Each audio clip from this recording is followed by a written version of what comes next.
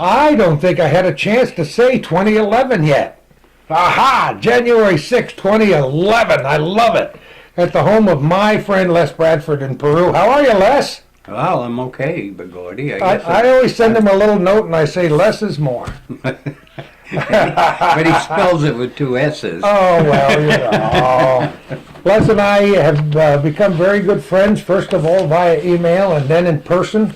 I don't know, how did we get in contact for the first time? Well, your article on supper versus dinner, and I wrote to you how much I agreed with you. And you said, geez, what a nice letter. You know, and I thought, my God, he must get terrible letters.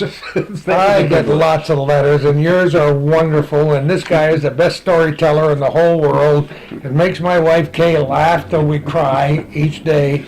So that was supper. Supper, yes, sir. Supper versus dinner. Yeah. And you should know, because you are a New Englander. Yeah.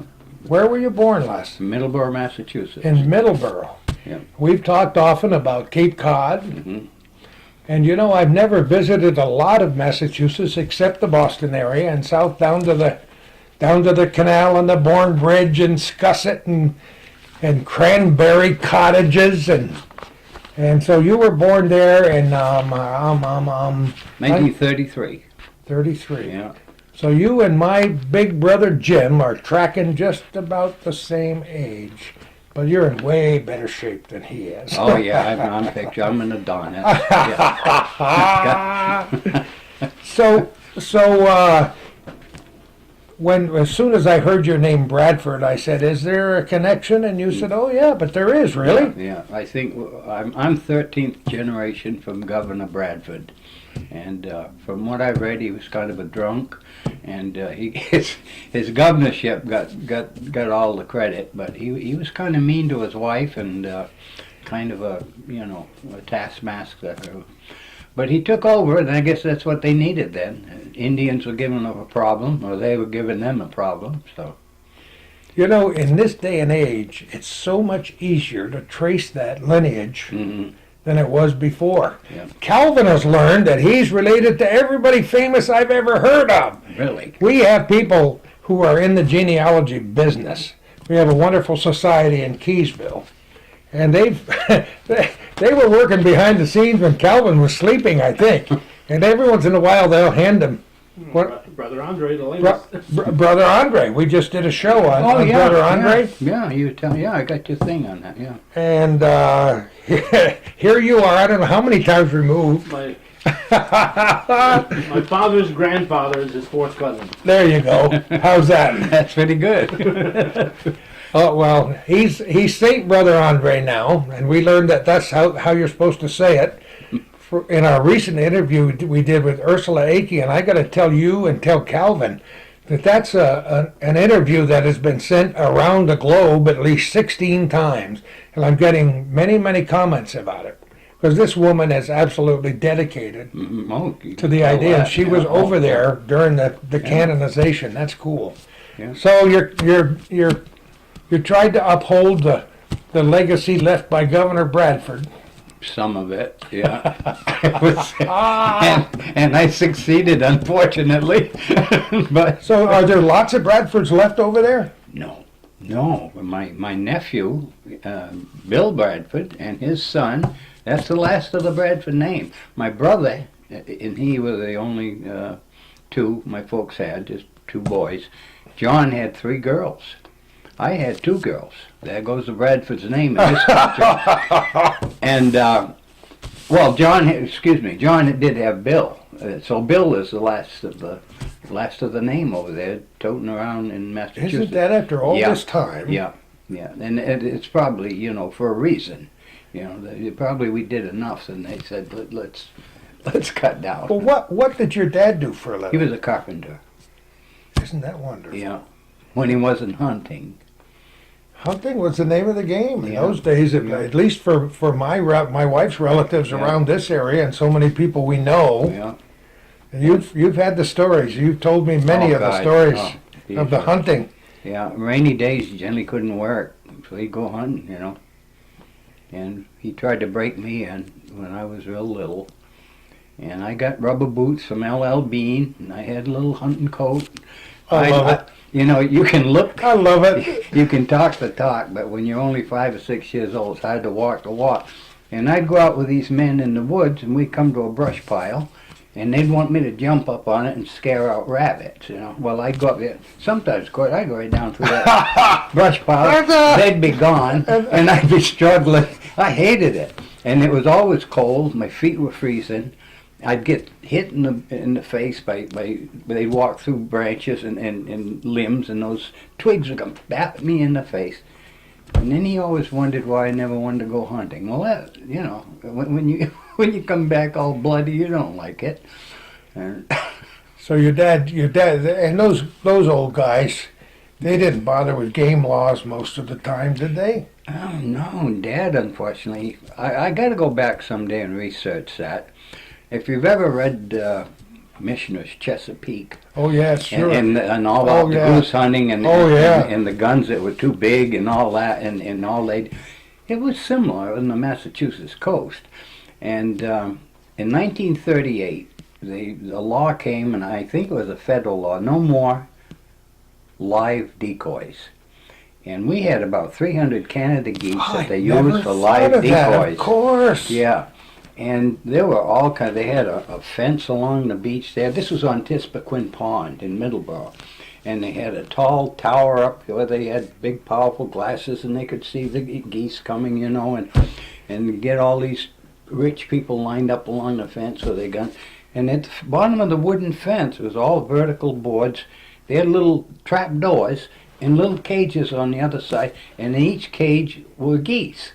Well, the geese would be, they'd see them, and they'd pull open those trapdoors, and our geese, the domesticated ones, would go out, and they all could fly, and they'd take off and go up and tell the wild ones, hey guys, The food's down here. yeah, the food's down. And they come swooping in. Well, it was just a carnage, and the tame ones would get shot right along with the, you know, nobody could tell. They were all drunk. You know, you told me that story, and Yeah. I had forgotten completely because live decoys are way before my time. Yeah.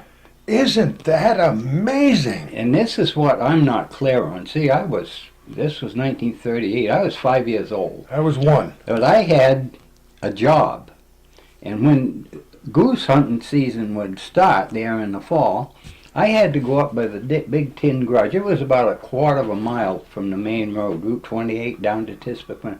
And I'd have to go up by the big metal garage and stand guard and look for the federal man or the game warden or the state. You were a decoy. I was part of a gang, for God's sake. I think. I don't know. But, and anyway, it ended up, my dad went to court, and Gordie, I don't know how it turned out. I mean, the man, we didn't have any money, so he couldn't have been fined, and I know he didn't go to jail, but he was found guilty of using live decoys after the law had gone through. And that's why I would like to go back there someday and research and see what actually happened, because Well, you know, the newspapers might have I know. something about it. Wouldn't that be interesting? Yes. 1938. 1938, well, this was 38 or 39 sometime. I had forgotten about the live decoys, and I've done goose hunting and duck hunting in my day, but not that. That almost sounds barbaric, doesn't it? Yeah, because after that, you know, the woodworkers had to go and carve out geese and ducks and things like that. And now those old goose and duck decoys are worth big money Exactly, these days. exactly. And I don't have one of them. So you were is Middleborough? How close is Middleborough to the shore? I think we were about 12, 15 So miles. you were close inland. enough. We were inland more, yeah. You know, I don't think I've ever been to Middleborough in my life. If you go down, what is it? God, I don't know the big routes there. I think it's 24 or 95, I-90, I don't know. It's one of those main highways down there. Right through the center of Middleborough it goes, and right straight down to, what is it, Wareham, and then Onset. Oh yes, And yes, then you're yes. into I've been Buzzards Bay. I've been there in Yeah. Buzzards Bay and Yeah. down on to Cape Cod and Lesson. We're talking with Les Bradford in Peru, by the way. People tell me I don't mention often enough in the program who I'm talking to, and they have no idea. Is this an ex-president of the United States, or is it? Yeah.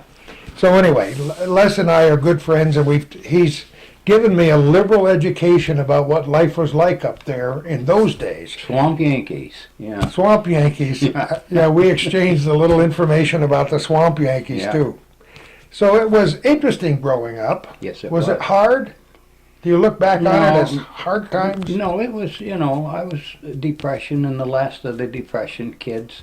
And I know Dad, he at that hunting camp, it was owned by a man named Gene Ashley, whose father was the mayor of New Bedford. Gene Ashley had a big farm, dairy farm, up in a place they called The Rock. It was part of Middleborough, but it was The Rock. And he owned the camp. His son was a playboy. And that's the kind of people that I got to see. The rich people from New Bedford, Fall River, and they would all come down to Ashley's hunting camp and shoot and drink, and stuff like that. With their Cadillacs and Packards and, it was An quite occasional peerless too, maybe. There may have been a peerless thing. I love it. Yeah. So that was it. So you have some fond memories then of your Oh childhood. yes, yeah, I really do. And you read about nowadays all the molestation and things like that. Well, here were these guys, and our home was a little 2-room, I guess you call it camp, a bungalow or something. We had electricity, and the kitchen, living room, dining room was all one, and that's where we lived. Well, just up the hill, about 60 yards, was this big camp with it, and this had bunk beds and everything for the guests.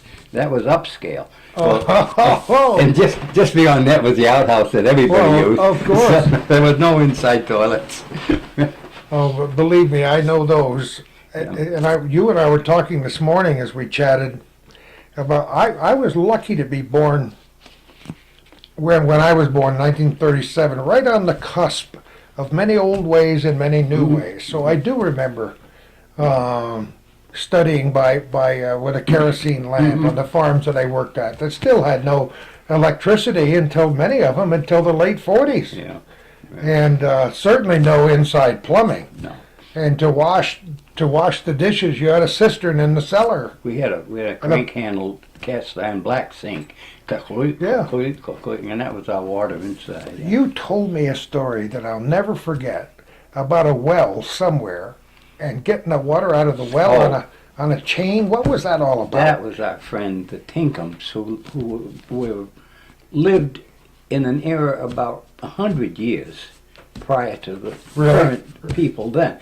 Most everybody, but then, this was in the late 30s, had an automobile, they had a television, not a telephone, Yeah. electricity, running water, and things. Tinkums didn't have any of that. None of that. They lived in the kitchen, and they had a couple cows, and they raised their own gardens. He did plowing with his horse. He did toting stuff for people with his horse and wagon, and that was their living. They had an outside well, and it was a dug well lined with stones, and you had a crank and a dog chain on a bucket. And on one side of the bucket handle there was a hammerhead, so that when the bucket hit the water, that would knock it off balance and it would fill up. Oh, And then you've gotta be And then kidding you'd crank me. that thing up, and there was an old tin or aluminum cup, all beat to hell. Oh, yeah. And we kids would play. Henry, his sister Priscilla, and I were all about the same age, and we would play tag and one thing, and get terribly thirsty. Go to that well and bring up that cold water, and we'd all share it out of that one little aluminum cup. I still like metal cups. I insist I on see. drinking. Yeah. I love those cups like that. That Yeah. red one you have. I love them. I love to put them in the camper Yeah, and stuff for and that's camping. right. That's from that Tinkum. That's how much that. Oh, really? That really See was. that red cup right to the left of the sink there, Calvin? So.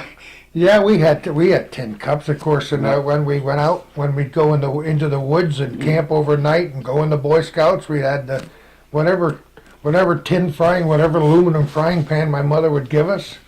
We go in and Did you ever have one of those telescoping aluminum cups?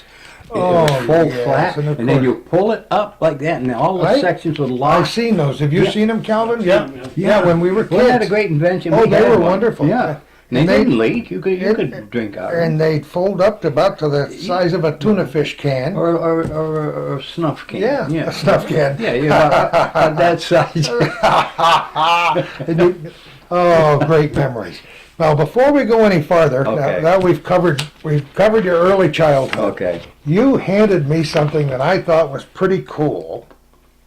And judging from this envelope and the accompanying letter, this dates back to the 1862. during the Civil War.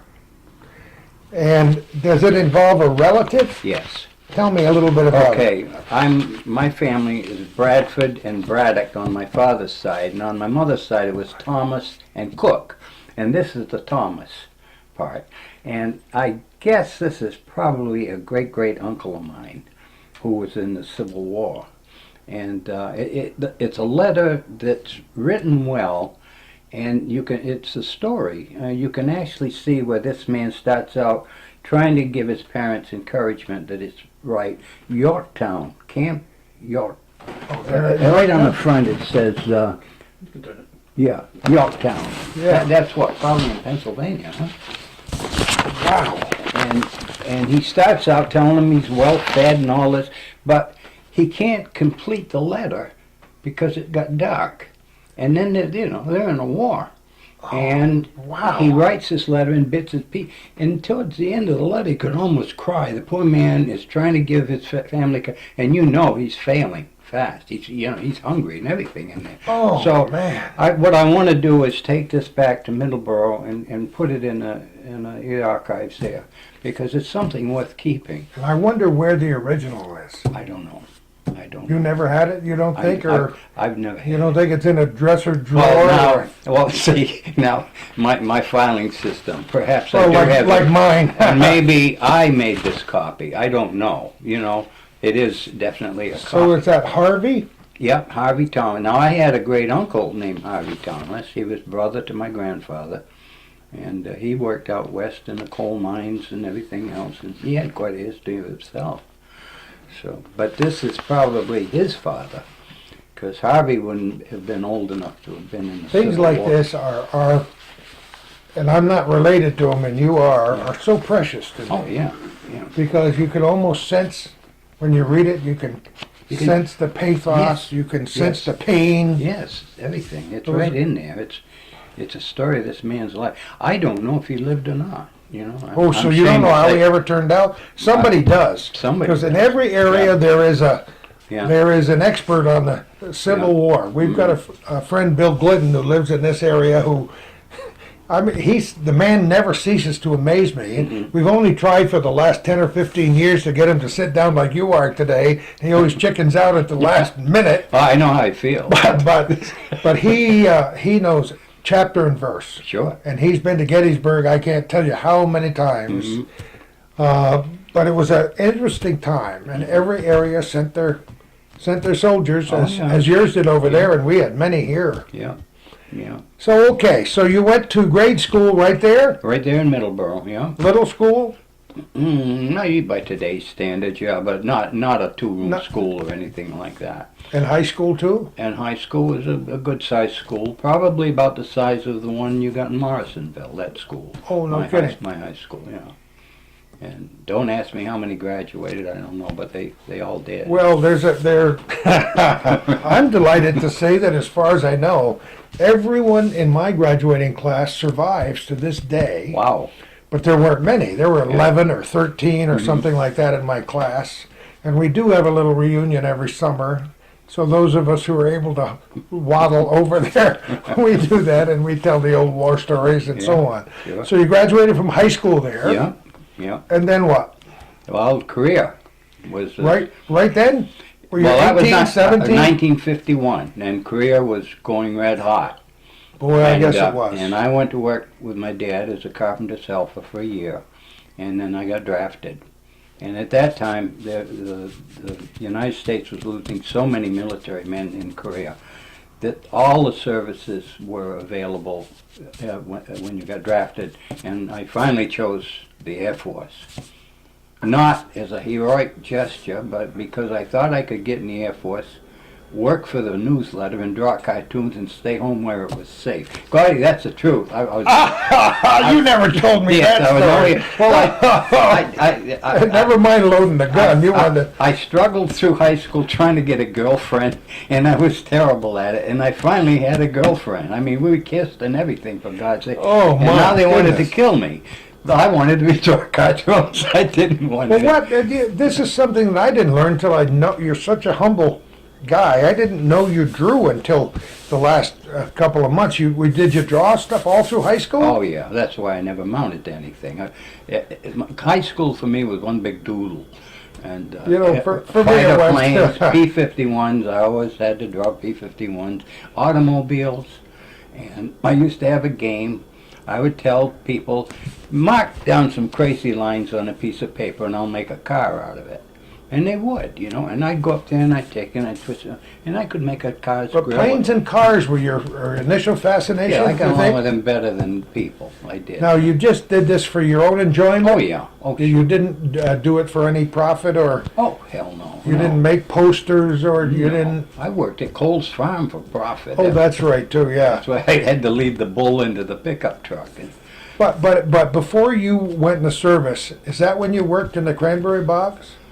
And through high school, after school, that's when I would come home and go down and scoop at Howard's. You know, that's worthy of a little bit of explanation, because people around here get the cranberry sauce or the whole Yeah. cranberries at Thanksgiving and Christmas, and Some of that's it's as close smooth, as, some's got chunks in it. and that's as close as we get to the bogs. Yeah. But explain what that was like just a little bit here. I just finished a book you let me borrow Okay. about the cranberry bogs, written by people who were there. Mm-hmm. But you've told me about the scooping, so tell me a Yeah. little bit about the cranberry. Well, that's business. about all I knew. In fact, that book that you read, I learned a lot from it too, Yeah. because I didn't know the details of raising cranberries, except in the fall was the harvest season, and they would hire people, from all over. People in those days would go and do that kind of work, and like picking apples yeah, here in the right, North Country, right. for Now you have Jamaicans, and Yeah. you have to hire migrant labor. But then the labor was available, and they would hire high school kids, which I was. And I would come home after school, get into some old clothes, and run down to. It was within bicycle distance, a mile from my house. A lot of bogs owned by the Howes brother, Howees. Oh yeah, they're John named literally in Burnett, the book. Yeah. Yeah, and so a cranberry bog is an irrigated agricultural crop, and a cranberry bog, you'll always find it near a pond or a reservoir or something has to be dammed up to provide irrigation when you need it. And they have ditches, and the sections are squared off, ditches around each section, and that goes under, and it's almost like, what's that stuff you put on gardens? They mine it up in Nova Scotia and New Brunswick. The old waste. Yeah. I can't think of the name. I can't either. We're a good pair. Yeah, right. Anyway, we know what it is. And those are then built up, and then they put on sand, white sand, and that is the I fertilizer. never knew that until I read that Yeah, book. Yeah. And by hand they did it. And With wheelbarrows. wheelbarrows, put sand all over it. Yeah. Every year they'd have sanding sessions, and I never got into that. That was Yeah. heavy. So your job was. Just scooping. And Now what's a scoop? Okay, a scoop is, think of a comb attached to a box, a collector. And on the back of this box, the edge is rounded, Yeah. and it's covered with sheet metal. Oh. Then you take the tines of the scoop and you run them into the vines, Yeah. and you're on your knees when you do that. And then you push down on the back and you pull up to the front. And it strips the It berries strips the berries. into the collector And box. some of the vines, it breaks vines. Sometimes it'll pull them up, and there's always somebody there watching you yell at you if you start pulling up too many vines. And we did that. And then you dump it in a. Well, you keep going till you get Yeah. a thing full, and then Yeah. you go over and dump it into your bushel box. So that was your box over there. Yeah, With and- your mark on it. And I get 45 cents a box. And there was always be somebody there who tallied all this. Yes. Yeah. Somebody who would sit there and watch all the boxes to make sure a little less wasn't cheating anybody. Exactly. Isn't that amazing? Yeah. And you didn't have to worry about bruising them or anything. It's not like apples, they're tough little things. Well, we had places. Calvin and I have done programs at the Flat Rock in Altona. Oh, yeah. Very unique geological place where they grew blueberries and sold them all around the world, and they had camps up there, like they did with the cranberries, and people would flock in and set up tents and more permanent things, and they shipped these blueberries everywhere. So it's an enterprise, but this has gone on since the very beginning in your neck of the woods over there. Oh, that's all there is down that country there. Down in Carver and Middleborough, Plymouth, it's all cranberry bogs. Yeah. One more thing before we move on to Korea. You mentioned as a young person along the canal. Oh yeah. Watching the New York ship. Tell me that story. Yeah, guys, one of the highlights of my life. There used to be a tour boat before World War II came along, and it would leave Boston and go south and go through the Cape Cod Canal and keep on going, and I assumed since it was called the New York boat, it went to New York City, That makes sense. Yeah, and the thing, my dad and my mother, my brother wasn't born then, every once in a while during the summer, we'd say, well, let's get on and watch the New York boat go through. So we get on the Cape Cod Canal and go down to Buzzards Bay, and there is the state pier. That's where they keep the state tugs and the canal maintenance boats and all that. And it's big rocks all along there and a parking area. And everybody would come. There was a big thing to do this, go watch the New York boat. People would park facing the canal. So you would sit there and wait for this boat to come along. And there was this old Model T popcorn machine. You've probably seen the old square thing with an all glass of fire going inside the popcorn and the guy going like it. And my folks would give me a box of popcorn and they'd have one. And we'd sit there and wait. Wait for the boat. It would get dusk and then it would get dark. And the boat always came through when it was dark. Well, the canal had lights all along it, and then there were houses and there were cars. And then that bridge I mentioned to you, the railroad bridge, and that would go up and down if a railroad. That's an amazing piece of engineering. It must still work. It does, sure does. I don't know if the railroad's still down on the south and I don't either. Haven't been there. Eastern end. Anyway, we would sit there and I'd munch popcorn, and my mother would say, "Oh, Leslie, look, here comes the boat." Well, I would look down the canal and I couldn't tell the boat lights from all, but it would finally get up, and it was a big tourist boat, probably 150 feet long, something like that. And then the excitement started. The boat would get up there, and everybody would turn on the headlights. They're all facing the canal. Really? On big the boat? white boat. Oh, wow. And everybody would be there, and they start tooting the horns. And then you'd see people on the deck of the boat waving. They'd be waving banners and things. And then You're smiling and saying, "Look at those idiots down there." exactly. Let's see what the poor people are doing tonight. I love it. And then the boat had these giant searchlights. Oh, and they would come and they'd sweep over here? sweep them along us, and then he'd blow the horns. Oh my God! What a thrill for a young person. Oh yeah, I mean that's why I remember it today. Like the mumps or something. I mean it was really great. It's nice for me to fill in the blanks of these things because I didn't visit Cape Cod for the first time until the 1970s, and we were lucky enough to be there during the bicentennial, as I told you, when the parade of tall ships came through, and we were as wide as this table away. You could touch the ships because that's not a huge canal. No.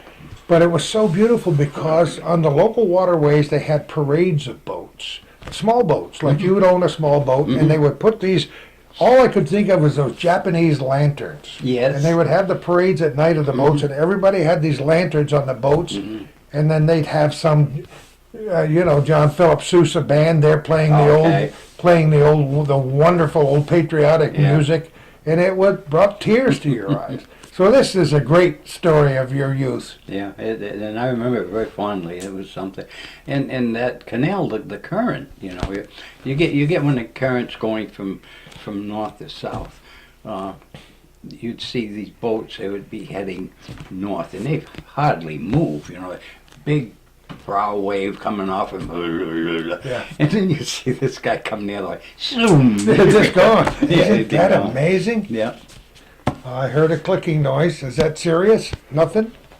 There's nothing breaking over there. I think we're going to pause for just one moment. You got coffee there, you know. If you want coffee, you put on an aircraft carrier.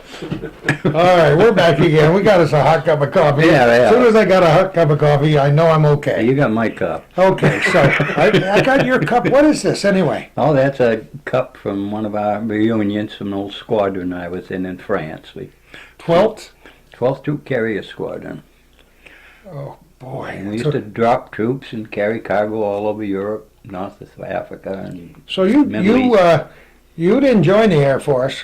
Uncle Sam wants you, Uncle right? Sam wanted me, but I chose the Air Force over the Marines, the Army, and Navy, and Coast Guard. So where'd your basic? Where was your basic? In Sampson, New York. Oh, it was in Yeah, Sampson. Sampson, yeah. In fact, You and about 15 million others oh, that I yes. know. Oh, God, I hated it, too. Did you Oh, really? You oh. didn't like Sampson? Well, everybody was sick. I mean, the place was just a big germ with streptococcus germ. I don't know People why I'm died. laughing. That People wasn't funny. died, It was yeah. terrible, yeah. We were fortunate. We had one of the more modern barracks, and some of the old barracks were like the old World War II barracks, and they were leaky and cold. And this was from New Year's Day, Gordie, is when I got there, and New Year's Eve, and stayed till March sometime when we had graduated. It was 13-week course. You had no idea what you were getting into, did you, when you went down there? No. I had no Any buddies with you from home? No, there was nothing, no one from my hometown, but the group that made up my flight, 2224, they were from the Boston area, Cape Cod area, Cleveland, a lot of kids from No Cleveland, kidding. and the South, deep South, Mississippi, Alabama, Isn't that yeah, amazing? Louisiana, and it made quite an interesting group. Yeah. We all got along well, except I had one trouble with a boy from, I think it was Alabama. His name was Borden, and one of the first things we had to do was line up alphabetically. So his is B-O, and I'm B-I, which to him sound like an I. Oh, here we go with the accent Yeah, again. yeah, really. I love it. So we're there, and what? He said, "What's your name?" Bradford. He says, "Okay, then y'all come behind me." And yeah, Bradford. And yeah, he said, "You come behind me." And I said, "Yeah, that's right." And he says, "Oh, how do you spell it?" I said, Bradford. And he said, "Well, that's an R." He said, "You come ahead of me," you know. And we were almost Two accents clash. I know. I love it. That's great. Good thing we weren't in traffic control then or something. But you never had a fist fight Oh over it. no. In fact, the guy, the TI had to step in kind of because we were getting hot. You know, we couldn't understand each other. Isn't that amazing? And I can remember as a youngster, you know, I wasn't a world traveler. My parents didn't have any more money than yours did. I didn't get it to the cranberry bog. So when I first heard a Louisiana or Georgia accent or Arkansas, I was lost. That was, you could have spoken French or Chinese to me and I wouldn't have been able to understand any of it. Yeah. But as I grow older now, I don't know. I've developed an ear for accents, and I love them all. Oh you know? yeah, but it's hard to find them in the South now. With the melting pot that's fluxed in there. It's true. It's You true go to here. a motel and you don't hear many Southern accents anymore, Yeah. or restaurants or anything like So that. anyway, from Sampson, then Yeah. what? From Sampson, well, I had mistakenly got into the aviation cadet program. Like I told you, and that was the truth. I really didn't want to get into combat, and I wanted to stay in the United States, keep writing to my girlfriend, live, and draw cartoons. That you know? makes perfect sense to me. Yeah. So we had taken at Boston at the induction center. We had all taken our tests, and we were waiting to get on the train to go to Sampson. And this sergeant came up, and he called out about 20 names, one of which was mine, and told us to go to this room. So we did. We had our little bag with us, and we sat down in this room. And he said, "Anybody here afraid to fly?" Well, you know, a bunch of young bucks ain't afraid of anything. Even if you had a terrible fear of flying, you wouldn't mention it. And we looked around. Nobody was afraid to fly. He took a stamp out of his thing and put on all our records ACQ, Aviation Cadet Qualified, Aviation Cadet Qualified. That was it, huh? Yeah, but no special test required. no special test. Oh yeah, there was special. We had a lot of testing to go through before we actually got Later, into, yeah. Yeah, that just meant you could get tested. You know, so they could start testing you for that. So from there, at Sampson, much of that testing took me out of a lot of the other training that the other guys had. No kidding. Oh, that terrible venereal disease movie you hear about where guys come Oh, back. sure, yeah. You know, they're Yeah. sick and everything. I've never seen it, you know. That's just as well. Yeah, really. So, yeah, so that used that up. Well, at the end of 13 weeks, I was sent to Lubbock, Texas, at Reese Air Force Base. It was a pre-cadet program. There was a backlog getting into the cadet program because the government had emphasized how much they need pilots, you know, or navigators. And we went there as pre-cadets. We were trained in nothing. We were farmed out all over the base. Some guys went to the library. I went down to the flight line, worked on a C-45 as a mechanic on it. You know. No, come on. Yeah, and I knew nothing about the airplanes or the engines or anything. But the guys were nice, and I almost got in bad trouble there, though. They got to trust me. I could run the plane up and check the engines and No everything. kidding. And I would go out there if it come back in and needed refueling. I'd get the fuel truck. I was sitting there one day, dumb kid, sitting up there on the hot wing, pouring the gas in there in the tank. And I had a nail in my pocket. And I took it like that, and it made a gouge in the aluminum on the skin of that plane. You know, I got doodling. With a nail? It was a nail, and I doodled this messy-looking thing on the wing. I didn't think anything of it. I put the nail, put the fuel cap back on, hose back in the truck, and off he went. It was Staff Sergeant Maggie. I don't know his real name. Everybody called him Sergeant Maggie. He found that scratch, and that guy was going to kill whoever did it. You know? Oh, no. If I ever find out who Oh, did this, boy. he said, and I'd look at that and say, boy, I don't blame you. You know, that's terrible. That plane could crash. That's with a nail. You never told me that story. No. I wonder what boneyard that plane is in today. I never made General Gordie that. You do stuff like I that. wonder why. Yeah. So that was a good time? Interesting? Yes, it was. And we stayed there right in the Texas. That's in the Panhandle, and dust storms. And we lived in family housing. There were 4 of us in one apartment, you know, that shared that apartment. And the dust in some of the storms, I mean, you would Oh, almost yeah. shovel it out of the building. It was suffocating. Yeah, that was an interesting part of my life. So what did you basically learn there? Nothing. Absolutely Not nothing. much. No, not much. You had to wait until you finally get called to go into the military training for your aviation cadet program. And that was down at San Antonio, at Lackland Air Force Base. Oh, sure. And that's where you do all the square meals, you know, and Oh. all the white hats, cadet stuff, you know, and that's where we... So you went down there for how long? I don't know. I don't know how long that was. It was too long. I know that was terrible. Was it like 6 months or not? Oh no, Not that long? No, it's probably 2 months, something like that. 2 or 3 months. You were there. You learn military stuff, manuals, and you know they taught us to speak and you know and give little speeches and taught us how to command and things supposedly. And then the next step was what they called primary, and I went to Bainbridge, Georgia, at a civilian contract school and learned how to fly. And we started out in Piper Cubs and graduated to the T6 Texan. And The T6 was pretty famous as a trainer.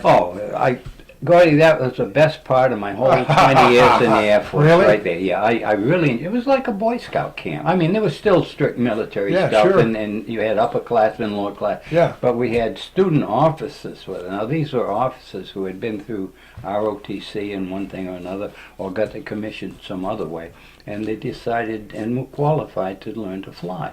and they were in with us.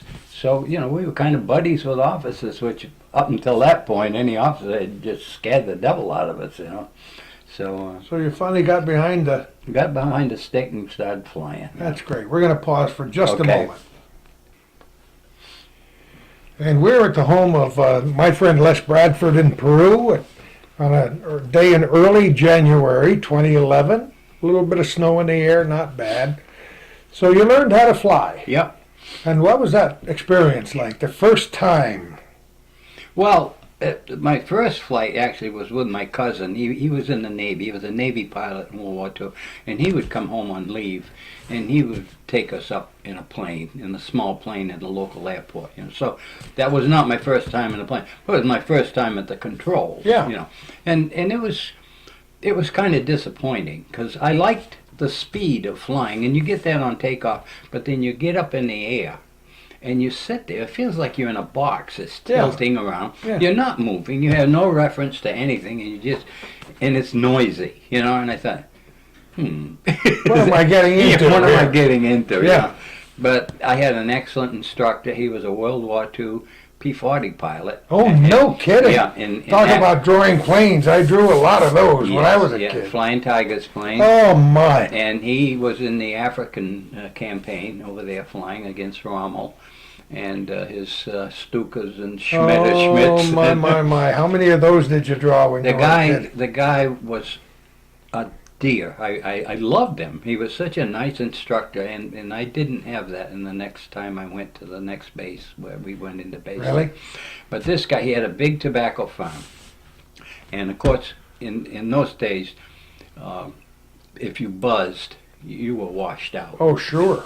Well, he went on vacation, and he had to do work on his tobacco farm. So this student officer, we had what they called tables. There were 5 to an instructor, and we all sat around the table, and they would talk to us and critique us and this and that and give us assignments. And his name was Humphrey, and he said, "Hey, Brad," he said, "let's go down and visit Van." His name was Van Landingham, our instructor. Okay, so it was our turn to fly, and we went out. And we went T6s, and we took off. And I stayed away because if you caught in formation, you were bounced out too. Oh, no kidding. Yeah, so I stayed well away from him. And we went down to Van's Tobacco, and here it was all, in those days they had cheesecloth over them to keep from sunburn or something. Oh, yeah. I think that was the reason. Yeah. And Van was out there with his crew, and we come around, you know, and then old Humphrey, he starts down. And I said, well, he's an officer. I'll go with him. And we come down across that cheesecloth. Oh. And Van Landingham, he came back from his vacation, you know. And he said, well, he says, I had a nice vacation. He says, I got a lot of work done. He said, the damnedest thing happened one day. He says, I was out there and these 2 T6s came down. He says, boy, I tried to get their number. If I ever get them, you can. He knew dang well. He knew who you were? Yeah. Oh, isn't that a Yeah. riot? Yeah, but that's the kind of guy he was. So then you graduated to... What they call basic. And when you got out of there, they decided if you were going to be a fighter pilot or a bomber pilot. And I shouldn't say this, it'll alienate a lot of multi-engine people. But in those days, fighters were single engine. And bombers and cargo planes were multi-engine. The people who were less sharp went to the multi-engine, or the ones who were more calm. The red hot tigers went to I went to fighters, and it was a single engine train at Laredo, Texas. No. And we were told that all multi-engine pilots were, well, in those days it weren't gay, you know, but it was the other word. And it was terrible. That's the way we were actually taught. And Isn't that amazing? yeah, and in those days, they had what they called the Tiger program. Do you remember seeing Mig Alley with Robert sure. Mitchum? Oh, of It course. was Tiger this, Tiger Oh, that, yeah. and I mean, shoot Yeah. those MiGs down. They Yeah. wanted to build a force of fighter pilots that were Tigers. Well, what it ended up doing was killing a bunch of young cadets because they got in over their head trying to be Tigers. They would dive in the ground and everything else, you know, just... they So that was interesting for you. yeah, but my instructor there, I didn't like. The man was a second lieutenant. He'd just been through cadets himself. And they sometimes keep people who do well and make instructors out of them. And now, see, the Korean War was drawing to a close. I guess they never had an armistice or a peace treaty signed, but as far as our involvement with fighter planes, they were drawing to a close. So this guy was there, and he was a screamer. I mean, the first time I took off with a man, he was sitting in the back, and they were T-33s. You set tandem. Sure. As the jet. And the fighter version was the F-80, single canopy, and they had those in Korea. And the man was screaming at me right after takeoff. I wouldn't do anything wrong, and get up in the end, he's screaming at me, and this and that. And I almost hated the guy, and it was just dreary to go. So that was tough. That was tough, yeah. But I went through, and I never got what they call a pink slip for a bad day flying. In academics, I was not the hot cheese. So did you fly the fighters in combat? No, I never did. And the reason was we got our commission, we had completed, we graduated, had our wings, and I was packing my bags to go back to Middleborough. I had a leave. My assignment was to go to George Air Force Base in California and fly tow target planes. Now, the tow target, you know what that is. Yeah, but explain to people. Yeah, okay. Well, you've seen, what was his name? Lawless, was it? Not Lawless, but who was the sheriff prior to him? He had a brother that would fly around with a banner on the back. Oh, I don't know. And he would advertise for his brother to be re-elected sheriff. Oh, really? I Yeah. don't remember that, Yeah. but anyway. Okay. Anyway, he prior to Lawless when he was sheriff. Anyway, a tow target plane is similar to that. You got a long thing hanging out the back, and these guys in fighters with loaded guns come down and shoot at it, And, well, a lot of those guys are just learning, and sometimes they shoot down the tow Oh, plane. man. That's wonderful. So, I wasn't terribly concerned about that, but I was a little bit, Yes, I can understand Well, that. anyway, I was packing my bags, and a student officer came in who had gone. His name was Harvey Oxiger, and he had been All-American Eagle football player. And he came in, he had his orders, and he says, "Hey, Brad," he said, "Look, I got an assignment to go to Germany," and he said, "I really don't want to go there." He said, "And you're going to George." He said, "I got all kinds of buddies up at George Air Force. I would love to go there." He said, "I've checked with personnel, and if we swap it's all right with them." He said, "Would you mind going to Germany?" I said, "No." Come on. And Is that's- that how it happened? That's how it happened. I don't know if you could do that today, could you? I don't know. So you did it? Well, it was a matter of needing a body to fill in the sun, Yeah. and that's what we did. And I went to Germany, to Rhein-Main Air Base in Frankfurt, and that's where my whole life changed. Yeah, got married, 2 kids. Well, we won't be meeting Helga today because she's at the hairdresser. Oh, you might, because she, Oh, well, unless she just she'll stays run- away. She'll stay away, and you know she will. She I like my thank her for way. cleaning the house. But you met her there. Oh yeah. See, just before we got our commission, they told us that you should sign this 4-year contract, agree to stay in the Air Force now that you've stayed 4 more years. I said, baloney, I'm not going to sign it. I had no goal then, I really Yeah. didn't. And I didn't sign it. Well, people do, others who didn't. And we were put into Category U. Now just think how badly that sounds. We never did know what undesirable, unwanted, something. And so a bunch of us Category U's, we went to Rhein-Main, all good. We were all good pilots and everything, but we just hadn't signed that contract. Well, as it worked out, commanders at different bases were also mystified by the U. And some thought, this guy's unable to fly, keep him on an airplane, or this guy is unable to work in an office, keep him in an airplane. Mine thought I couldn't fly, so they put me into wing material, which is a supply function, logistics. Excuse me. And I was in the office there. And I had my own little office, second lieutenant Bradford. And they handed me this great big manual, 67.1. It was the Air Force supply manual. And I would get in and try to hide behind it, because I didn't. And Helga, she was a clerk anyhow, but she worked across the hall. I would hear her on the phone. She would have a real complicated supply question that she was trying to feel. Just a minute. I'll turn you over to Lieutenant Bradford. Oh, my. Gordie, my phone would ring. A puddle of sweat would start. Oh, my. And this sergeant or somebody would call me and want me to answer this supply question. Helga would sit stand in the doorway like this. And look. So that's where this wonderful relationship began. I hated her. Isn't that amazing? So you were in Germany how long? Not long, because this romance. Long enough to meet and get married. No. Oh, no. No. Long enough to meet. Oh. And we, well, I got the competitiveness between us was automatic. One day, Helga was sitting with a bunch of people, and they were talking about walking.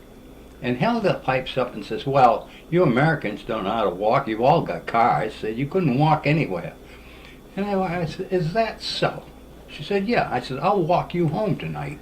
And now she lived in Frankfurt, which was about 5 miles away, you know. Oh. And she said, all right. Well, you know, in those days they wore high heels. And day came, we shut down. Miss Berm and I started walking to Frankfurt. And we got halfway there. Oh, God. It was wicked. We had to go through the woods sometimes. They have a lot of paths in Germany through the woods and everything. And we stopped and rested at a soccer field in a stadium. No hanky-panky, and under it was Lieutenant Bradford and Miss Berm. And I got her to the door, and I said, good night, Miss Berm, good night, Lieutenant. And that was our first date. Isn't that wonderful? That's so charming. 5 miles through the woods. Yeah. To grandmother's house we go. Yeah, and no hanky-panky. So then after that you dated? But Yeah, we dated, and Colonel McConnell, at that time, they very much discouraged Americans marrying the German girls. No kidding. Yes. And Gordie, when we put in our application to get married, I swear, we talked to every burgomaster, every chaplain, every commander, I don't know, and sometimes I think the janitor, to get approval for our marriage. No kidding. Yeah, you really But had that was how much after that original meeting? Was that more than a year? it was just about a year. Yeah, But you weren't even in Germany then? No, I was in France, because this Colonel McConnell Oh, didn't like us. Yeah. Now, the whole wing was going to move to France, to Dreux, France, which is on Yeah, the cup. on here, yeah. And he sent me as an advance party to this base, Dreux.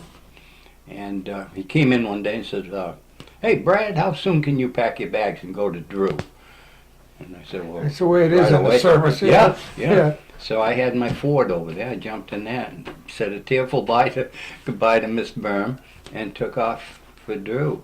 And that's where I went down. Oh, that book I told you about, the Chuck Lundson book, I've got a whole forward in there about early Dreux Air Force Base. Now this is a friend of yours, right? Well, he is now. I didn't even know him then. He was a radio operator, and I've flown with a guy, you know, and he's flown in my plane. But I cannot remember him. It's so embarrassing. To this day, I don't. But you wrote a foreword for his book. Yeah. How did that happen? How did what happen? How did the foreword happen? Yeah, Well, he wrote this book.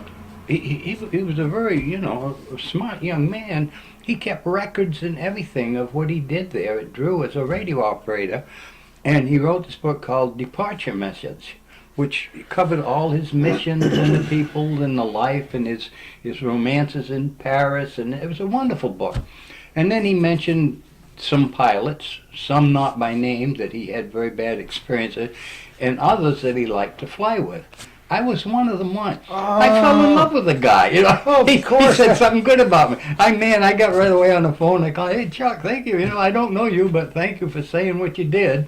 And from there, it developed. He sent me an autographed copy of his book, and of his latest book, the boxcar down in Albania there. Isn't that wonderful? I wish I could find those for you. So in France, then Helga came to see you. You went back to visit her. 440 miles one way. My old Ford used to go up. We had rationing, gas rationing. Of course. And we were issued tickets. And I forget now how many we got, or what our ration was for a month or a week or what. But I would go around and get all these other All the guys, guys, tickets of that course. didn't use theirs, and I would use them going back and forth to Frankfurt on weekends. Can you imagine that? Is it so you maintained your relationship with her Yeah. for quite some time? Yeah. But while you were in France, you flew a lot of missions. Well, not initially. See, I was a forward party. That was a raw air base. When I got there, half the barracks weren't even built. There was no paved roads. Oh, no It was kidding. Gordie, in that forward, I tell how I drive up to the gate, and it looks like a little outhouse. There are no lights. There are no lights on the base. And I says, toot your horn if you want a guard. You know, so I'm sitting there laying on the horn, and I'm getting upset because I am, after all, a second lieutenant. Oh yeah, you're a second Louis by then. Yeah. So I see this one little light, dim light coming, and you could see it wobbling where it was coming in mud ruts.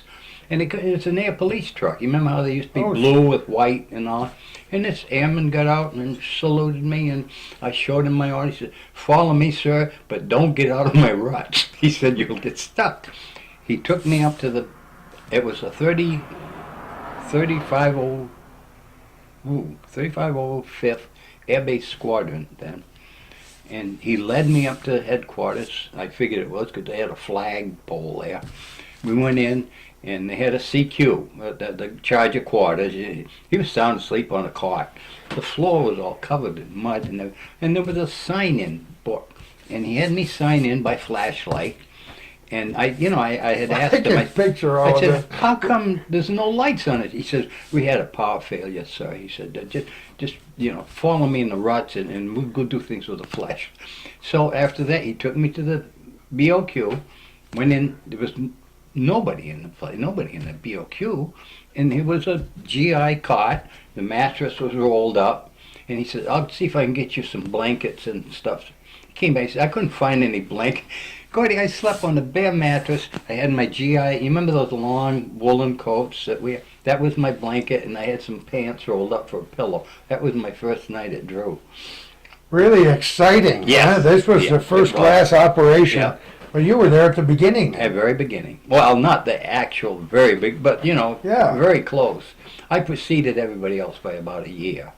So So tell me, go through that time period. In that next year, what did you do? okay, I had 3 jobs. I was a base salvage officer, junk man. I was a POL officer, which is petroleum, oils, and lubricants, and we took care of fueling the vehicles, the airplanes. We had one airplane. It was a little otter. Oh my, an otter. Yeah, and there would be a train. There was a tank car on a spur that came in the base that had 5,000 gallons of fuel.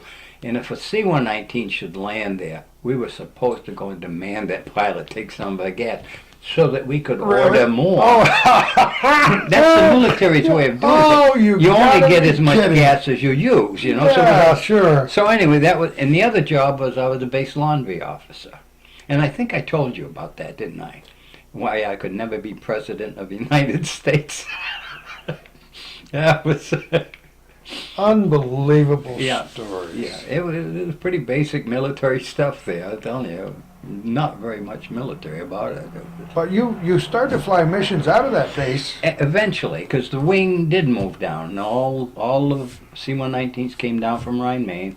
And all the barracks were done, the roads were paved, and then they were ready to start their mission, of cargo and troop drops. And Now, people don't, I'm sure a lot of people watching this program don't know what a C-119 is. The famous flying boxcar, yep, right?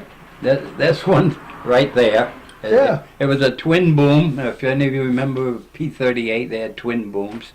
It was a very stable plane. I hated it right off because I was a jet jockey. And they stuck me in this plane. I mean, that was about as degrading as you could get. But After all I'd been told about multi-engine pilots not being quite right. So you spent a lot of time on the C-119. About 3,000 hours, yeah. Your people have no idea. 3,000 hours, what does that mean? It means 3,000 hours In the air. in the air. In storms and good weather and taking it all. So- We didn't have radar. I mean, you couldn't go around a thunderstorm. You tried to, but generally you get into another one. You get icing, terrible, I mean, torrential those rain. are things we don't have time to talk a lot about, but suffice to say, you were literally flying by the seat of your pants Yeah, pretty in this much. boxcar. Pretty much, except our navigation, we had radio compasses, and in Europe at that time, you'd tune in to these radio stations around, and that needle would point to it. Provided there wasn't a thunderstorm, the needle would roll. And that's how we navigated, and we made. But these don't minimize the fact that these were very important missions that you Oh, were it's the flying. Cold War. It was during the Cold War, and they were important. Yeah. So where'd you fly to? What'd you carry? Okay, what we carried, we took troops, paratroopers who were in Europe, and kept their training up by letting them jump out of the plane, and we would go to Germany and go to these bases where the troopers were. There would be 3 or 4 of our planes, and all day long we'd fly up to their training drop zone and drop them out of the plane, and come back and get more and go up and drop them out of the plane. So that was very interesting to do that, and how they would get those troops geared up, because a lot of them the troops we dropped hadn't exceeded 5 jumps. Oh, no kidding. So there was a big wind restriction on them, And you'd get to the drop zone, and there were people on the ground who would say, oh, hold off, the wind is too high right now, which wasn't very high. I forget what it was, but it was about 5 or 6 knots or something no like kidding. that. Nothing. Because then they would drag you, hit their Yeah. bust bones. So then you'd circle. Well, when you started doing that, these guys in the back knew exactly what was going. It was windy, and you could drop them in no wind. And by the time they landed, there could be wind. They knew they could start busting their bones, so they would get pretty depressed. And especially the guys back waiting to be picked up at the base. Oh, yeah. Gordie, I got back there one day, landed, got up there with these troops when they started getting on the planes. We always gave them the emergency briefing. If we crash straight ahead, this is what you're doing, this and that kind of stuff. But I noticed that the jump masters always gave these guys a little prep talk, to get them geared up. And they would get their feet jumping. Oh, they really? Oh, and they would shout, airborne, airborne. Oh, gosh. So come on. I thought I would do that one day, too. Oh, you did? Yeah, on one of these windy days. And I thought, Yeah. these poor guys, they're scared. Oh. So I got back there and I said, how about it? We all airborne? One guy said, yeah, my man. I mean, that's how they were. Oh. They were. So nobody hollered Geronimo. Nobody held Geronimo, no. So you did that for a while. I did that. Well, that was interspersed with our cargo carrying. And a typical mission, we'd fly out of Dreux, go to a depot, which was at Châteauroux, France. And we would pick up cargo there and take it down to Athens, Greece. We would then phase out of Greece. We would fly 100 hours off the plane and then bring it back to Dreux. While we were at Athens, we would fly to Morocco, Algiers, Tunisia, Turkey, different bases we had in Turkey. Sometimes as far as Karachi or Saudi no Arabia. kidding. Oh yeah, at Baghdad. I've been to Baghdad. I fell in a big ditch down there trying to pre-flight the plane, got soaking wet. Come on, in Baghdad. Yeah. Yeah. I never heard that story. Yeah. Oh, my. Yeah, I was walking around under the wing, and the wing was out over, I don't know whether it was a ditch there, but it was, and I slipped down, got into the water, and it was kind of a mess. So you did the cargo. You did the C-119s Mhm. for how long? What year are we talking about Okay, here? I got there Christmas 1955, Okay. and I left there October 1959. So 4 years of the C-119. Yeah. No wonder you got 3,000 hours. Yeah. It was All right. good time, too, a lot of weather time. I mean, they had what they called a red ball. And you'd go to Châteauroux and you'd pick up these things and you'd fly to these fighter bases in Germany. And in the fall, they were always right down on minimums as far as visibility and ceiling. And you just keep going in there. You'd land, you'd taxi just off the edge of the runway. Somebody'd be there and you'd give them the card out the back door. You just take off. I mean, it was just constantly in weather. And it was good flying. And when you stop to think about it, there weren't very many airplane crashes and disasters. So you guys must have been great. I don't know how you held some of those planes together sometime. Well, we lost a lot of engines. I mean, you'd be flying along and an engine. Oil pressure was a big thing. Yeah, I know, but you made it. I know it. Obviously, you're We- sitting we, here we with never us. lost 2 engines. We lost one. We had one guy, his prop ran away. That was another problem. They had the prop would the control that you control the angle of the blades. Well, the hydraulics and thing would leak out, and the blade would just go and start going, and then it would spin up, and you could, just blow your engine up because the RPM Oh, would get sure. so high. And while that big fan was going, there was a lot of drag on the plane, so the plane was almost uncontrollable. And this one guy, Harry Dolly, had to land on the beach at Carafa. Yeah, he bailed his people out, and then he and the co-pilot brought in and landed on the You beach. gotta be kidding. Yeah, and the tide came in and ruined the plane. And that was the end of that. It's a wonder they didn't drown once Yeah. they got there. I saw that Harry at Myrtle Beach. Oh, did you really at the reunion? Oh, he was our hero. I mean, anybody could do that. He was great. Oh, I love it. Okay, we're gonna pause for one moment. Okay. Les, I know how proud you are of this picture for a lot of reasons. First of all, that's you. That's me. That's the Louis. It's all That's the about second me. Louis right there, Yeah, or first Louis. Yeah, right there in front. Now, this is what time period are we talking about? 1958. That was taken during the Lebanon crisis, which probably everybody's forgotten about. But We remember very, very well. 25 years old. Yeah, 25 years old. Yeah. Think about that. and we were flying out of Adana and out of Cyprus at that time, flying into Amman, Jordan, bringing them in. We had to fly over Israel's flight control area, which was up 14,000 feet, and then drop down into Amman, Jordan, and bring them ammunition and fuel and everything else. It was sort of like a Berlin airlift. Yeah, it certainly was. Yeah. And it was very exciting. Now, this is the C-119. That was in the C-119s, yeah. Now, we have to talk about your wonderful granddaughter, Emily, who plays Okay. hockey for Northwood School, and she's very good at graphics. Sure is. And she presented this to you when? At Christmas time. That was my Chris- Christmas gift from her. Christmas time this year. But I've got to add, this was Helga's idea. I didn't know that. Oh. Helga paid Emily $40 to do this so that Emily could see that by doing her graphics she could earn money. Isn't that Now this is the wonderful? same woman that Maybe stood the in last 5 cents she ever makes Yeah. with it. This is a woman that stood in the doorway there and made faces at me while I sweated the questions, you know. Isn't that beautiful? So Yeah. Emily did this for you, Mhm. putting all these things together. Yeah. I don't even know what plane that is, but I don't either. Gordie. it's And not a C-130. it's nothing that I ever flew, and that's the only. Helga didn't like that plane and asked Emily, and Emily said, "Well, it's a jet." Well, there you go. Yeah. Emily is Emily, but it's Yeah. still beautiful and it's a Yeah. great memory. Yeah. But when did you start flying the B-52? Well, in October 1959, we came back to the States. My European tour was Helga, and I had 2 daughters now, and a mother-in-law came with us. And Well, that only makes perfect sense. and we went to Seymour Johnson in Goldsboro, North Carolina, which was a SAC Oh, base. no kidding. A SAC base, of course. Yeah, and that's where the B-52s, that's one place where they were. And that's where I got into them there, yeah. Well, how did that happen? How did you graduate to the 52s?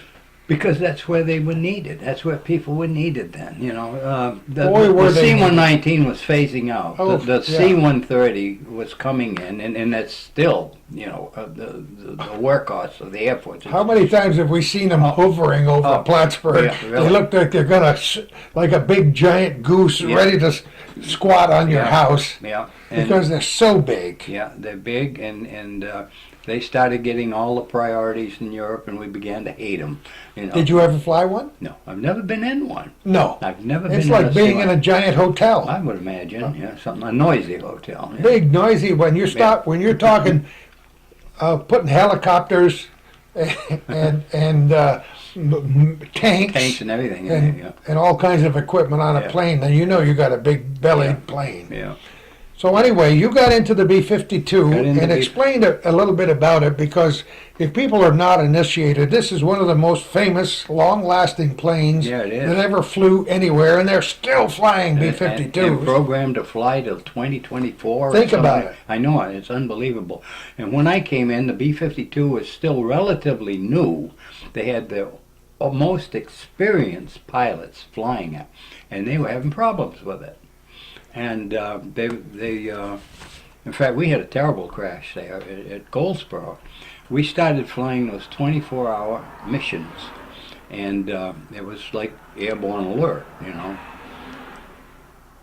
And one crashed there at the base. The wing fell off, and what was happening? Wow. The wing, from no load to full load of the airplane and everything would flex. I think it was 13 feet at Yeah. the wingtip, something like. So you could actually see them in a photograph. Oh, when they sure. did. The wing tip Yeah. would come right up.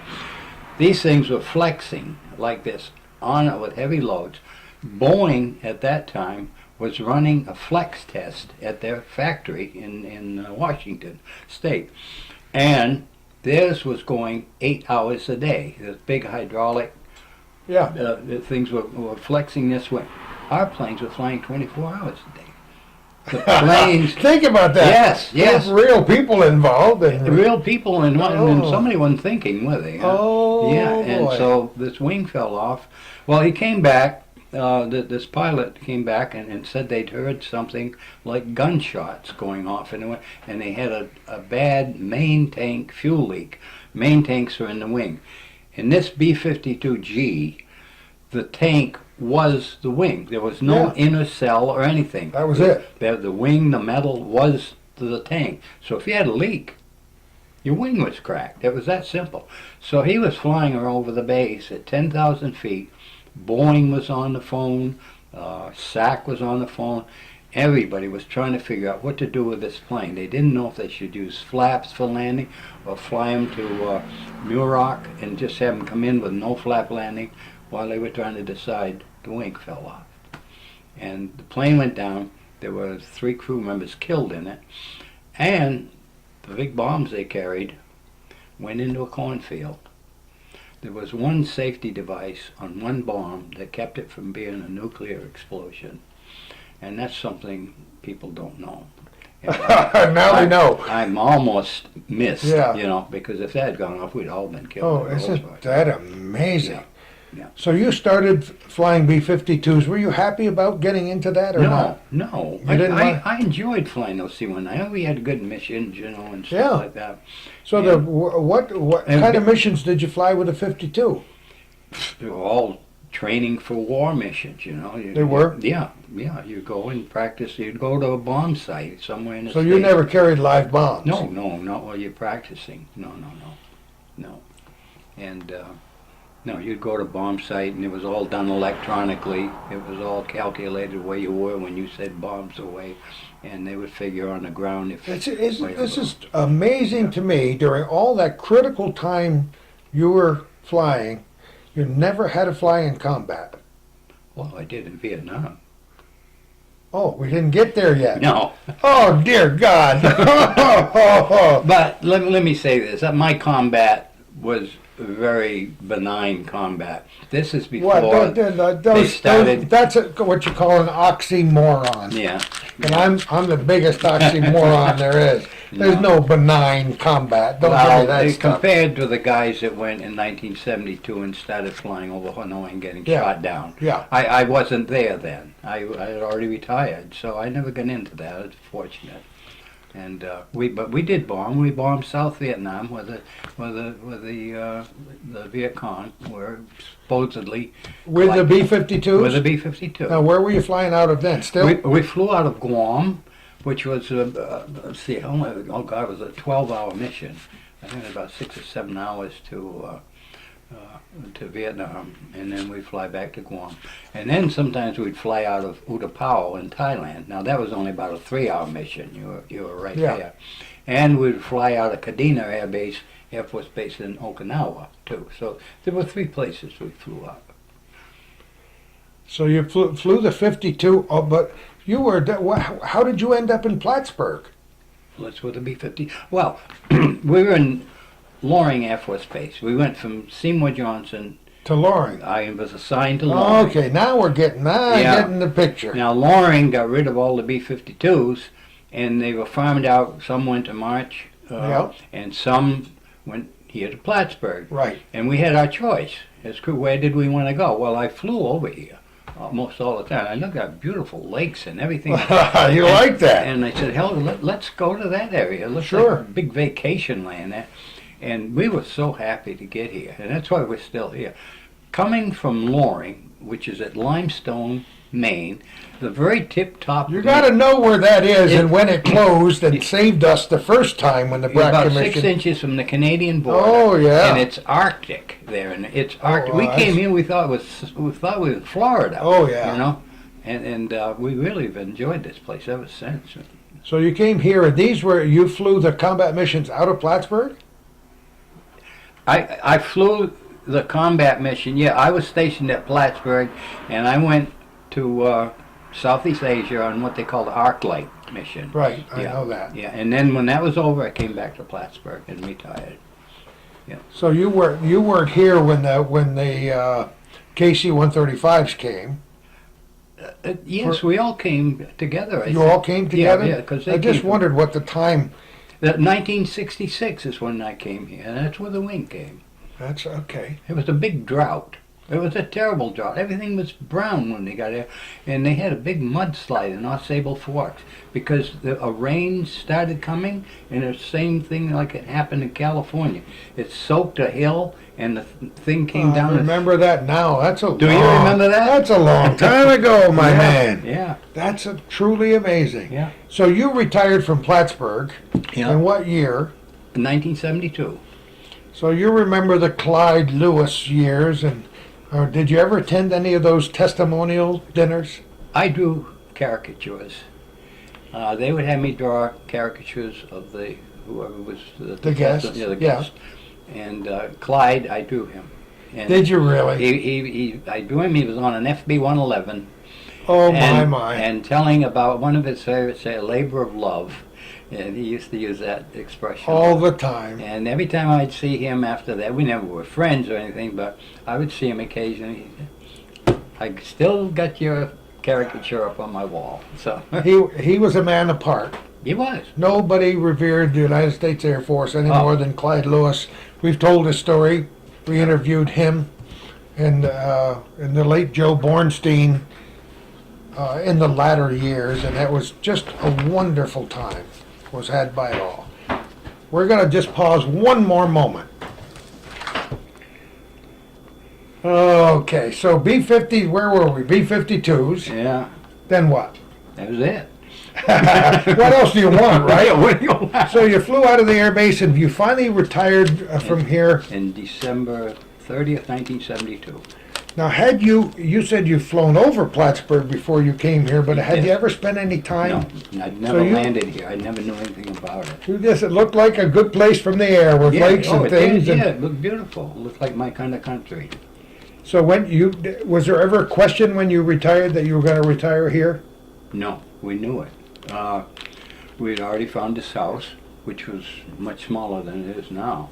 We had to make it bigger just to get our furniture in it. That was the end of it down there, and yeah, but it was cheap, you know, and that's what I was looking for. Helga found a place in Thomas L. Park that she wanted. It was $37,000.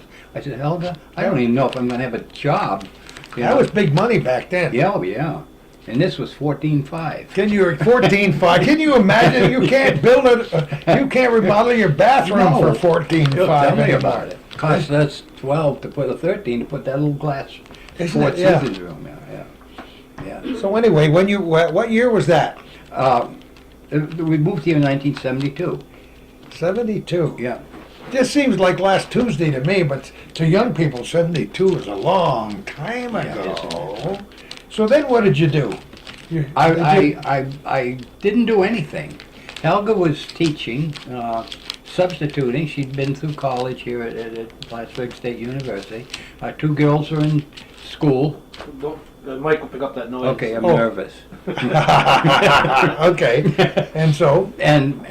So, you know, we're pretty well locked in.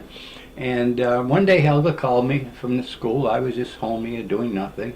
And she said, we've got a guinea pig here. And she was teaching first grade. And she said, we've got a guinea pig here. I'm scared to death of it. Would you come down and clean out the cage? Oh, come And on. I said, all right. So I went down. Gordie was one of the greatest things that ever happened. I walked in there, and she'd already children, this is my husband, Mr. Bradford. Can you say hello? Good afternoon, Mr. Bradford. And I said, good afternoon, children. Well, anyway, we went right to work, cleaning out the guinea pig cage. Lots of help, lots of suggestions from the little first graders. You know, we got the lettuce and the newspaper in there and everything. And Helga said, now we're going to show a movie and chocolate milk. So she said, Mr. Bradford, you can come down here and sit. So I did. And I'm sitting there, you know, and this little guy beside me keeps looking me up and down. He's really looking me hard. So, you know, I said, oh, hi. I said, how are you doing? He said, okay. I said, how do you like this new teacher you got here? Because she was subbing for his I said, she's a mean one. Oh, no. I said, what do you mean? No, come on. He said, well, see Jimmy up there? My teacher lets me sit with him. She won't. I said, that is pretty mean, isn't it? He said, yeah. He said, another thing. So that's her job to clean out the guinea pig cage. It made you do it. I love it, Helga. Oh, what a great story. Oh, isn't that beautiful? I don't know what, she can't remember his name either. And Oh. he'd be a full-grown man now. He probably owns some big business or A something guinea in pig farm town. is what. Yeah.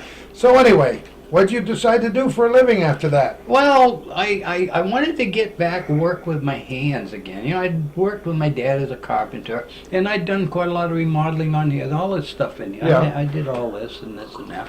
And so I went to work for Stanley Thompson. I don't know if you ever know. He's a camp. He lived down just over the line, and he was almost 90 years old, and he had a crew of 3 or 4.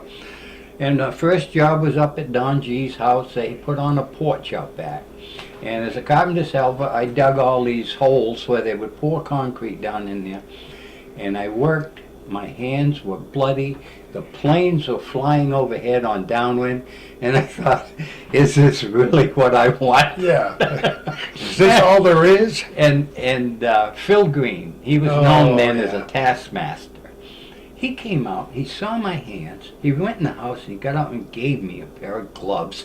And I always thought, that's the kindest man I've ever known. Isn't that something? Yeah. So then what? Well, so I decided, Stanley didn't have enough work and had to let me go. I worked for Jim Ruggie in Sable Forks. He was the town something supervisor down there for a while. He didn't have enough work. So I went to work for Duquette Brothers in Plattsburgh, Sure. and we built the Agway place, which is now the nursery and that extra addition they put on. Yeah. And I worked there, and I got thinking, well, I ought to go to school. So I went to BOCES and took architectural drafting. And I did You're that. an amazing guy, Les. And my veterans benefits helped me Sure. on that. And that was my income. You know, that was it. And my first job, I went around, because now I was an architectural draftsman, I thought, you know, after I graduated. And I tried to get what's that big architect there? He's right near the county center. Osterbon? Could be, I don't know. Osterbon, yeah. And I asked him for a job, but I didn't have any experience. I said, well, how does one get experience Right. if I can't get The experience? old catch-22. I worked with McKenna for a while in Rosenwald there. There's a building I designed. It's Rumbach's. Come on. That cement block Did square you really? ugly building. Oh, wait till I tell That- Jerry Ramback That's that my you did. testament to Ah! great architecture. Yeah. So you did that. Then you went to. When did you go to work at the real property office? After that? After that, yeah, I went up there. They were advertising. They needed help, And I went up there. Oh no, not the real pole light up in Oh, Champlain. pole light, Yeah, yes, I went up okay. there and drew light poles for and foundations and mast arms and other TTALs and TPALs and all kinds. And yeah, that was a Canadian company, and I enjoyed it there. It was good work. I had my own office. I came in there with nothing. I ordered everything I needed. And, you know, I really had the run of the mill. Pay was pretty good, you know. There was no benefits, but it was good pay. And I stayed there, and then the county advertised they needed a tax mapper. So I thought, I'm going to need benefits, you know. I'm going to need a health plan. Good point. So I came down, took the test, and I was hired in the real property office and stayed there 17 years. And retired in 1995 when the base closed, and that was the end of my work. I haven't done anything since then. Except Car swapping. car swapping. Yeah. Well, I want to show. First of all, I got to show this cartoon because you're a wonderful cartoonist and artist, and I want to show this picture. And Jim, you said Jim has already seen it. Oh yeah, they saved all these things. I didn't know it. And in my retirement at the Legion, they presented me with this scrapbook of all this idiot stuff I had done. You know. Isn't that great? Isn't that a wonderful picture? And Jim is such a dear friend and a good guy, and you know he's been around for a long Oh, yeah. time. I don't know when he'll ever recover. Oh, he's retired. Retire, not recover. And I gave him a roast up at the Legion. Did you give him a good roast? Oh yeah, up at the Legion in I've done an Champlain. occasional roast up there myself. Come on. This Rabadoo. Come on, look at this one. I don't know if you can see the bottom one. Clyde, young So Clyde. what did you do? Just take photographs and work Well, on them? whatever came in the newspaper, especially the color, you just take a eraser with a real fine tip, erase out the eyeball, You gotta be kidding me. paint in what you want. Oh my goodness. And you still like to draw once in a while, I know you do. Yeah. You do, you got, over the course of time, somewhere in the 1970s, you decided, you always liked cars. Oh, loved them. Always loved old cars, but you didn't race cars as a kid. Oh no.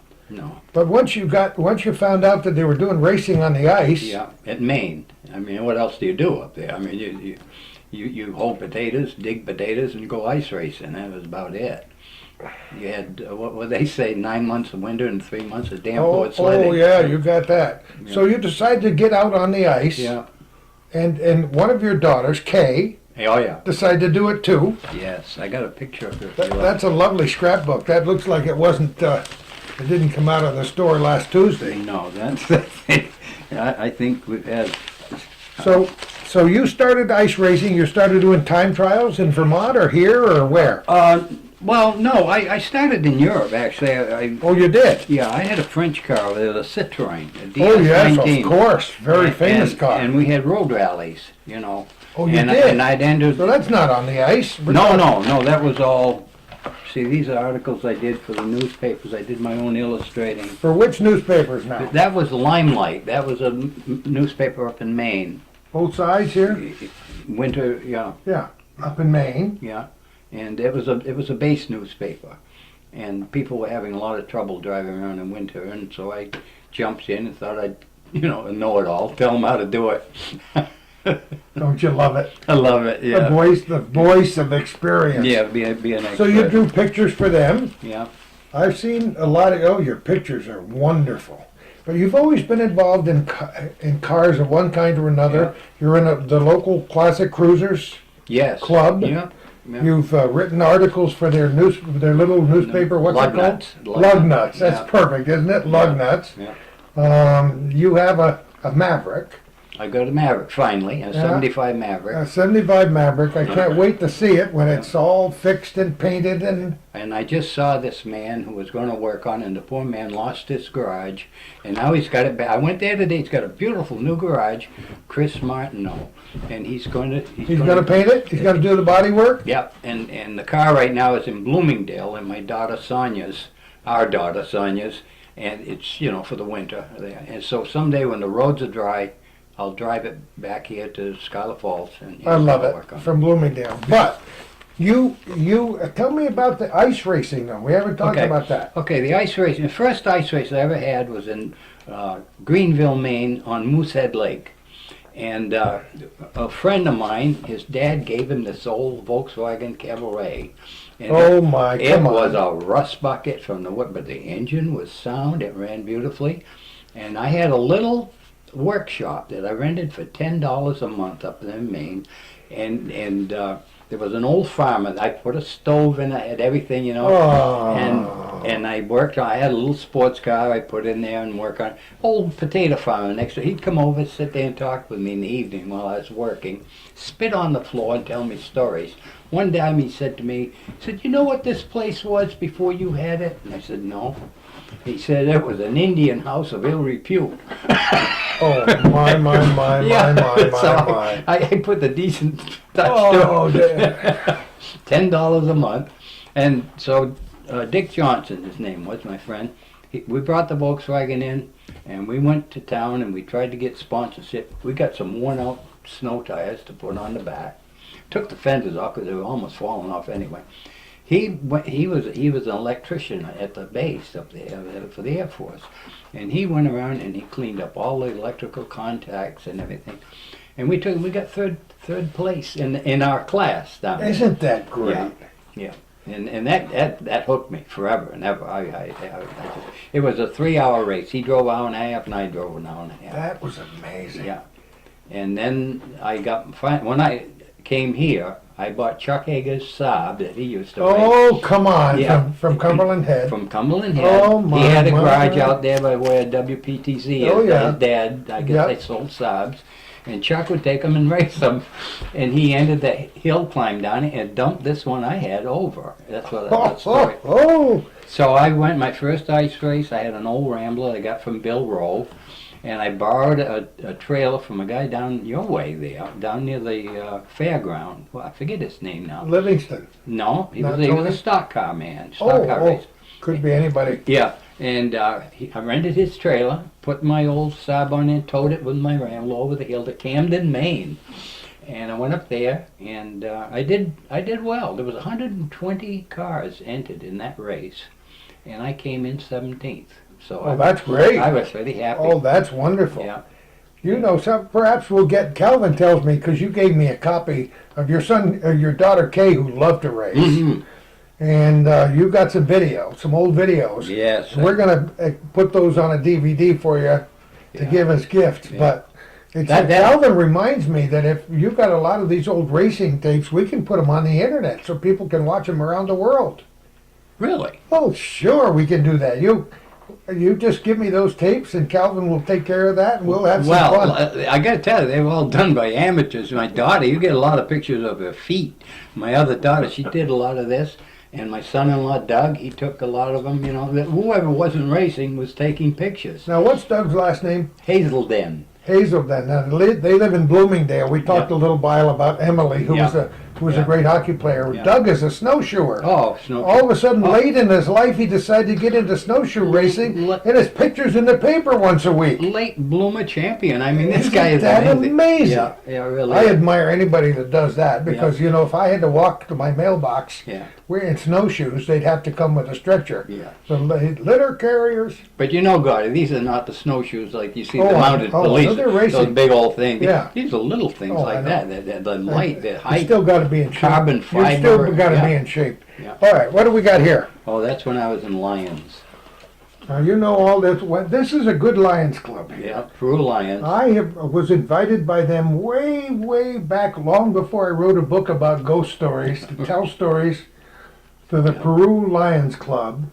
And I told ghost stories again last year, the year before, out at Crickets, I think it was, in Peru, and just enjoyed the people. What's this, Elmer? That's not your first name, Yes, it really. is. Yeah. Elmer? Yeah. How does that get into Les? Well, that's my middle name is Leslie, but yeah, Okay. Leslie. I'm a junior. My dad had that whole name, and I got it too. 1981, 82. Yeah, Holy mackerel. and that's when I made those "Welcome to Peru" signs that you see when you come into Peru. Oh, you made I those? made those with a chisel. Come on. Isn't Stanley that- Clark had a lumber mill. Oh, yes, Stanley, sure. He was a Lion. He donated the big pine, 3-inch pine boards. Oh my And I put them out in the goodness. garage and I chiseled all those letters out. You are amazing guy. Hey, you gotta do something. So what, these days, what do you enjoy more than anything? Just talking to people? Yeah. You- I enjoy the internet. I enjoy talking to people, writing to people. People would laugh Yeah. if they knew how much time you and I spend writing. Oh, Here we are, this close to each other, Yeah. and how do we communicate? Yeah, we can almost yell out the two, window. 2 or 3 times a day via the internet, and we don't do like one-line texting. I mean, No. there's 2 or 3 pages of Yeah. information. Yeah. We tell to see who could tell the tallest tale the next Yes. time. Yes. But we enjoy that, and we're good friends, and if we can get together and you decide to illustrate one or more of my children's books, I would be so pleased. Well, I'll I- give it a try. I gotta tell you, have you got anything else there that I should look at? I wanted you to see my daughter. I don't Okay, know. I want to see her. I don't know where it is. Oh, you lost Kay? Yeah, Robin Caudle. You know her? Robin? She's a reporter. Cardell, yes, Cardell, yeah. She came out here and wrote up a story No kidding. about Janelle and I racing. No. Yeah, and it was a beautiful story. And Okay, let's pause just for a moment and we'll find it. It's right here. Oh, they used to say like father, like son, but in this case it was like You daughter. don't have a you don't have a son. You got to use your. So daughter. you got your daughter, and what's your daughter's name? Janelle. Janelle, but you call her We Kay. call it. Middle name is Kay. Yeah. K-A-Y. If she named after Kay Star, she was popular then. So you dragged her along to the races when she was a little girl, and No, she, no, not really. She kind of got into it by herself when she was in college, and she just was a natural. And she could drive. That girl was so fast. It was just. I didn't like it. But you know, we got to tell one last little story Okay. about one day when you and Kay were down at the crate center, near the crate Oh, center yeah. where Yeah. they had the go-kart, They the had go-karts. I think where the mini golf is now, in Yeah, that area. They had a somewhere. go-kart track down there. And everybody was kind of competing with everybody else, and you tell the story. Yeah, at the end of the year, they would have a little competition, and for $1 or $2, you could sit down on. They were pretty tame little carts, you know. Yeah. They weren't racing cars, and you'd run around try to get the best time, and they'd give you a trophy, you know. Well, we went down. My nephew Bill and I, we considered ourselves racers, and Kay. And we got on those things, and I went around, you know, I kind of felt sorry for everybody else. I'm going to take the trophy, you know. Sure. I didn't do worth a damn. And Bill got on, and he was too heavy. He didn't do anything. Kay got on and set the track record. Oh, come on. And How old was she now? Was she a teenager at no, the time? she was in her 20s. In her 20s? Probably in her 20s. Well, there was a guy there.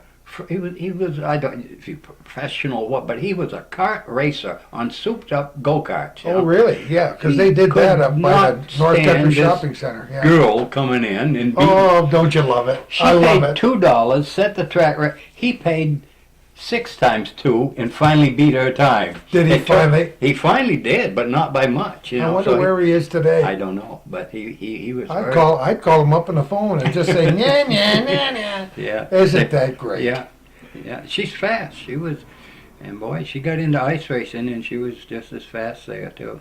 Well, I don't think they do much ice racing here anymore. No. They did a little ice racing at Treadwell's Mill. Where was it? Shazy Lake? Was it Shazy Shazy Lake, Shazy Lake. 1983. We had a race there, and I set the whole thing up, and I was the only local in it. The rest all came from the Adirondack Motor Enthusiast Club, Yep, which yep, is south in the Albany area. They came up in droves, and I hired a guy to plow the track. So there was a hotel there then, Shazy Lake Hotel, and they Oh yeah, sort of that's long gone too. Oh, Here we are, you burned and down, me. I think. Yeah. Yeah, and we had a great race there. It was an endurance race, 3-hour race, and I didn't win, I don't think.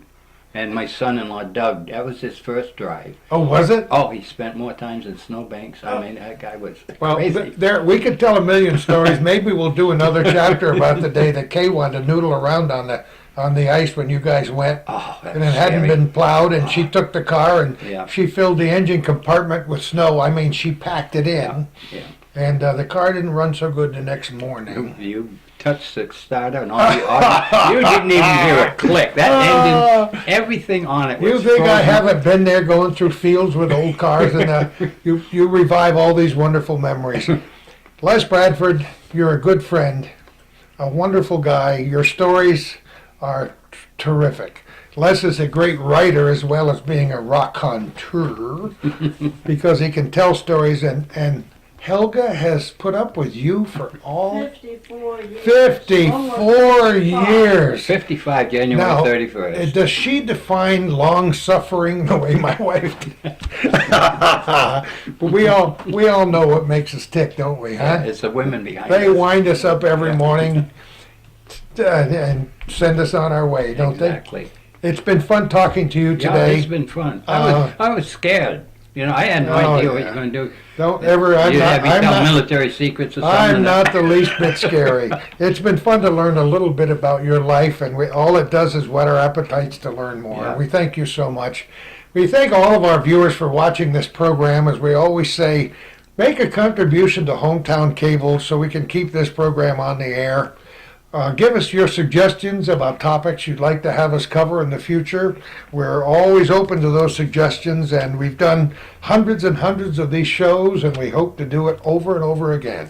You can watch these programs mostly on your local cable systems at hometowncablenetwork.com and at plattsburgh.com. Enjoy them, and thanks so much again for watching, and who knows where we're going to be next.